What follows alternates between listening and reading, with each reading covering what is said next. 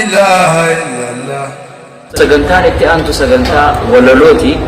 Namni walaloo nuuf dhiyeessu Waziir Haashimi inshallah dilbii akka gaariitti irraas deemee achi deemee micciiree hafee akka nan barbaadutti naa ibsa yeetii yaada inshallah falyatafaddal mashkuura wa haadha. Bismillah je makaake faafama kana yoo jalqabu barkaa argama gammachuu addaatu nattis dhageerama.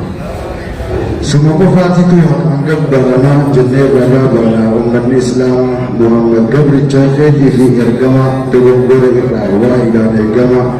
Maqaa isaa kaafneen nagayaa fi rahmaa irra buusuun gaarii haalaan jaalatama isarraa jalqabee aanaa fi anti isaa saahiban hundumaa irra haa jiraatu yeruma hundumaa eega jenneen furtuun hundinuu wanama jaalayaa fi amanni akkasiin argama. Tola rabbii guddaa hawwaa maramaase alhamdulillahi galata isaa durse jalqaba yaada koo itti aansuun amma waan faayidaa khayrii ja'amee yaadama. Afaan Oromootiin wanta takkaa lama irratti xiyyeeffannee barreessee qalama anaa fi isinis obboleewwan islaamaa muhaadab rabbiin irraa fayyadama. Allaha tokkicha guddicha beekama addummaan kee qabu fakkii fi dorgoma.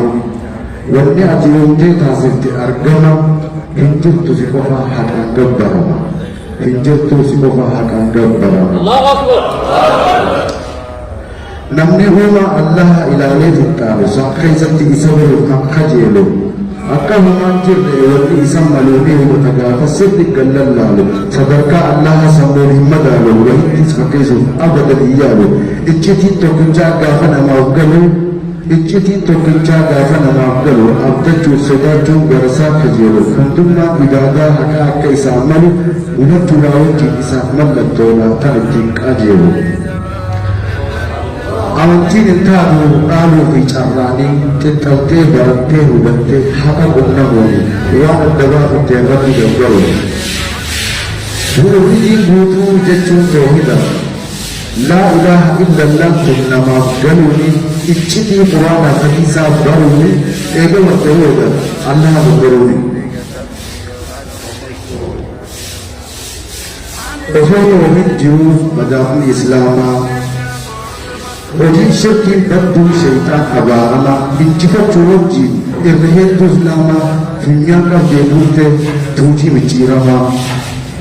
Rahmaan raamatisaa walgayuu wahallee kan ol ta'e ol ta'insa isaa malee ta'uu ilmi namaa kun wallaalee malee silaa qibdii isaa godhuu waan hin malle.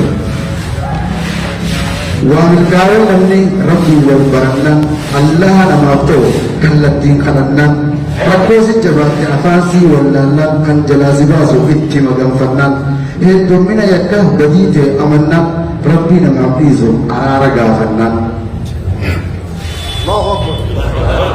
Akka waman namni rabbii kanaa qabu isa baawaa dhabee gara biraa qabu yarzuqu man yashaa'u bighayri hisaab ta'uu isaa nu banne inni bugan qabu.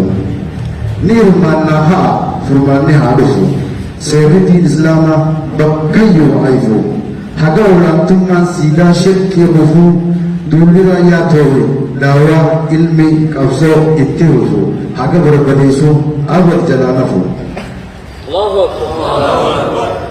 Jireenya waa hundi walitti laaqamee kan diinaa fi diinni addaan wal laaqame gadaa ilmi namaa keessatti harroomee halaal haram wajjin walitti maramee shaytaanaa fi namni walitti firoomee diiniin dagadamee baaxinii qaroome bu'uurri jalqabaa hadhoota na hundaa quraanaaf hadiisa gadhiisuurraa madda furmaanni isaatiis beekumsa barbaadaa sirri baratanii baafachuudha adda.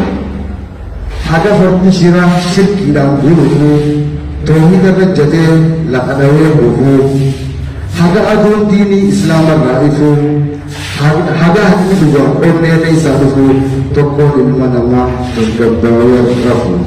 Maddi rakkoo garre amma akka sirreeffannoo namuu ofii murree tokkoon keenya osoo ofiifitti murre yaanni if jijjiiruu kan nu keeysan jirre rabbiin qawmii takka irrumaan jijjiirre ni himama guyyuu takkarra lama. Isnuuni beeytan dhageeysan hundumaa waan haaraa miti.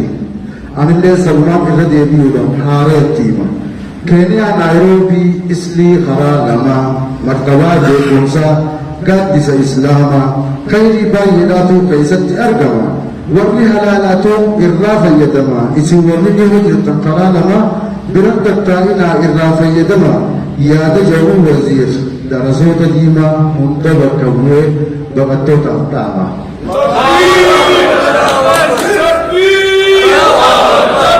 Dhiifama naa godhaa yoo seera jallise himuudhaan hin beeyne sirritti bal'ise tarii dogongoraan yoo niitiin balleessee fuutama gorfadhaa fi isin beeksise namiinuu sodaadhe tarii yoo callisee na himachuun oola tarii yoo baay'isee ji'eetumaan shakkee firra gaggabaabse balleessuuniin malanii tolcha je'eeti dogongora gartan jecha koo keessatti lubbuma tiyyaa fi gocha shayxaanaati qulqullu rabbii fi ergamaan isaatu.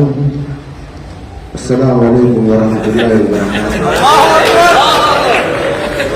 Sagantaa keessaa saayiba keenya dilbii imaltuu gaarii fi hin qabne dadhabbii geejjiba bareedaa siif haa godhu abbii kan khayriif nagayaa si haa godhu rabbi imaana bareedaa si haa ibsu qalbii rizqii bareedduu kan hin qabne dubbii qormaata duniyaa hunda bira darbii awwantiin siinaa muguddoon sodaa rabbii awwantiin siinaa muguddoon sodaa rabbii hin fayyisi harkaa jabeeffadhuu qabii hin dagatiin garuu jireenya naayiroobii nagaa nuuf galee obboleessa keenya dilbii.